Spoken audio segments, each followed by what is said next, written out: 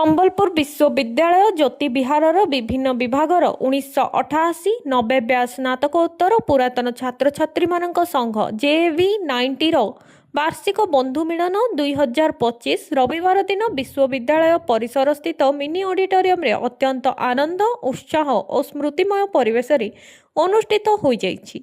2007 ମସିହାରୁ ଆରମ୍ଭ ହୋଇ ନିରନ୍ତର ଭାବେ ଆୟୋଜିତ ହୋଇ ଆସୁଥିବା ଏହି ବନ୍ଧୁ ମିଳନ ଗତ 5 ବର୍ଷ ଧରି ଜ୍ୟୋତି ବିହାରରେ ନିରନ୍ତର ଅନୁଷ୍ଠିତ ହୋଇ ଆସୁଛି। ଏହାକୁ JV90 ଆଲୁମନାଇ ସଂଘର ମୁଖ୍ୟ ସମନ୍ୱୟକ ଶ୍ରୀ ସୁରେଶ ଚନ୍ଦ୍ର କରଙ୍କ ନେତୃତ୍ୱରେ ଆୟୋଜନ କରାଯାଇଥିଲା।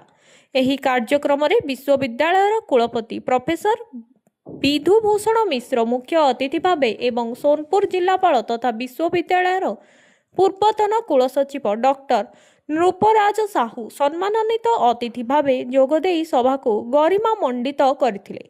ଓଡ଼ିଆ ଦୈନିକ ପର୍ଯ୍ୟବେକ୍ଷକ ଓ ଦି କଳିଙ୍ଗ କ୍ରୋନିକଲର ମୁଖ୍ୟ ସମ୍ପାଦକ ଏବଂ Indian federation of small and medium news paper, national media confederation ଓ ରାଷ୍ଟ୍ରୀୟ ପତ୍ରକାର ମହାସଂଘ ନୂଆଦିଲ୍ଲୀର ଜାତୀୟ ଅଧ୍ୟକ୍ଷ ଡକ୍ଟର ପବିତ୍ର ମୋହନ ସାମନ୍ତରାୟ JV90 ସଦସ୍ୟମାନଙ୍କ ମଧ୍ୟରେ ଦୀର୍ଘ ବର୍ଷ ଧରି ଅଟୁଟ ରହିଥିବା ମିତ୍ରତା, ଦୃଢ଼ ବନ୍ଧନ ଓ ପାରସ୍ପରିକ ସହଯୋଗର ଆତ୍ମା ଉପରେ ଗଭୀର ଭାବନା ବ୍ୟକ୍ତ କରିଥିଲେ। ଭୁବନେଶ୍ୱରସ୍ଥିତ ଇନଷ୍ଟିଚ୍ୟୁଟ୍ ଅଫ୍ ଫିଜିକ୍ସର ନିର୍ଦ୍ଦେଶକ ତଥା ପ୍ରଖ୍ୟାତ ବୈଜ୍ଞାନିକ ପ୍ରଫେସର ଡକ୍ଟର କରୁଣାକର ନନ୍ଦ, ବରଗଡ଼ ବନଖଣ୍ଡ ଅଧିକାରୀ ଡକ୍ଟର ସରୋଜ ପଣ୍ଡା ସେମାନଙ୍କ ବୃତ୍ତିଗତ ଜୀବନଯାତ୍ରା ଓ ଅଭିଜ୍ଞତା ସାଥୀମାନଙ୍କ ସହ ଅଂଶୀଦାର କରିଥିଲେ। ସେମାନେ ଦେଶ ଗଠନରେ ଶିକ୍ଷାର ମହତ୍ତ୍ୱ ଓ ସମ୍ବଲପୁର ବିଶ୍ୱବିଦ୍ୟାଳୟର ସାମାଜିକ ଓ ଶିକ୍ଷାନୁଷ୍ଠାନିକ ଅବଦାନ ଉପରେ ବିଶେଷ ଆଲୋକପାତ କରିଥିଲେ।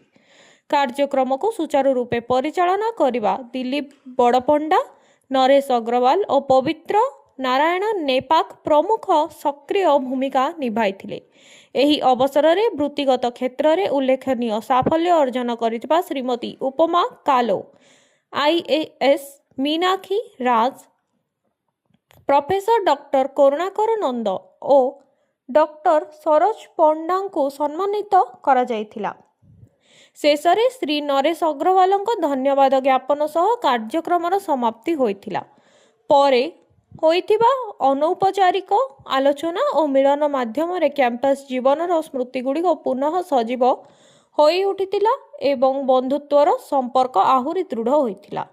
ଏହି ବନ୍ଧୁ ମିଳନରେ ବିନୟ ପଟେଲ, କୃଷ୍ଣ ମହାନ୍ତି, ଗୀତାଞ୍ଜଳି ମିଶ୍ର, ସୁପ୍ରୀତା ଦାସ, ଅମିତ ନାୟକ, ସୁନୀଲ ବାରିକ, ଦିଲ୍ଲୀପ ବଡ଼ପଣ୍ଡା, ସୁଶାନ୍ତ ମହାପାତ୍ର, ପ୍ରଦୀପ ମିଶ୍ର, ସୌଦାମିନୀ ସେଠୀ, ଅଶୋକ ପୁରୋହିତ, ରବି ନାରାୟଣ ଦାସ, ନିମାଇ ଚରଣ ପ୍ରଧାନ, ନାରାୟଣ ଦାସ, ରମେଶ ପଟି, ଜୟଦେବ ଆଡ଼ବର, ତ୍ରିନାଥ ବେହେରା, ହେମନ୍ତ ପଟେଲ, ତ୍ରିବେଣୀ ପ୍ରୁସେଟ, ଉପେନ୍ଦ୍ର ପଟେଲ, ବିଶ୍ୱଜିତ ହୋତା, ଦେବେନ୍ଦ୍ର ଭୋଇ, ସୌମେନ ପଟେଲ, ସୁଶାନ୍ତ ପଟେଲ, ସଞ୍ଜୀବ ମହାନ୍ତି, ପବିତ୍ର ନେପାକ, ଉପମା କଲୋ, ମନୋଜ ସାହୁ, ରାଜଶ୍ରୀ ମିଶ୍ର ଓରଫ ଜଲି, ପ୍ରଭା ଶର୍ମା ଓ ଗଜେନ୍ଦ୍ର ସାହୁ ସହ ଅନେକ ସଦସ୍ୟ ଉପସ୍ଥିତ ଥିଲେ। ସମ୍ବଲପୁର ପାସ୍ ଆଉଟ୍ ହେଲା ପରେ ମୁଇଁ ଗୋଟେ +3 କଲେଜରେ ପହିଲା ଏଣ୍ଟ୍ରି କଲି ଆମର ଗାଁ ପାଖେ, ଯେଟା ହଉଛି ପଞ୍ଚାୟତ ସମିତି କଲେଜ କୁଲାବିରା। ସେନେ 3 ବର୍ଷ ରହିଲା ପରେ ତାପରେ ଷ୍ଟାଫ୍ ସିଲେକ୍ସନ ପରୀକ୍ଷା ଦେଇଥିଲୁ ହାଇସ୍କୁଲ ଟିଚର, ସେଟା ପାଇଲୁ। ତାପରେ ଜଏନ୍ କଲି ସେ ବାମରା ପାଖେ ଗୋଟେ ସ୍କୁଲ, ସେନ ବାମରାରୁ ପଳେଇ ଆସିଲି କିରମିରାରେ ବାମରା ପାଖେ 1.5 ବର୍ଷ କେତେ, ତାପରେ କିରମିରାକେ ଆସିଲି ହାଇସ୍କୁଲ ଟିଚର। କିରମିରାରୁ ପଳେଇ ଗଲି ଗୋଟେ ଟିଚର୍ସ ଟ୍ରେନିଂ ସ୍କୁଲ, ଯେଟା କହୁଛି ଆମେ ସିଟି କହିଛୁ, ସେଟା ରହିଲି 16-17 ବର୍ଷ ଝାରସୁଗୁଡ଼ା।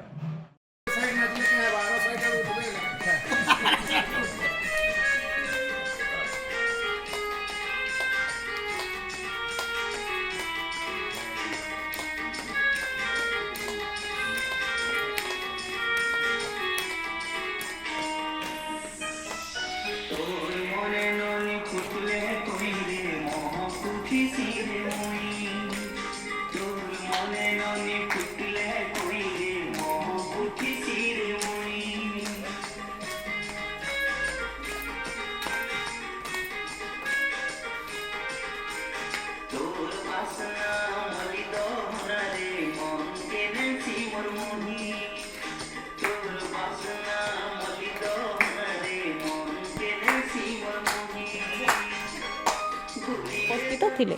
ସମ୍ବଲପୁରରୁ ବ୍ୟୁରୋ ରିପୋର୍ଟ, ପର୍ଯ୍ୟବେକ୍ଷକ, ଓଡ଼ିଶା।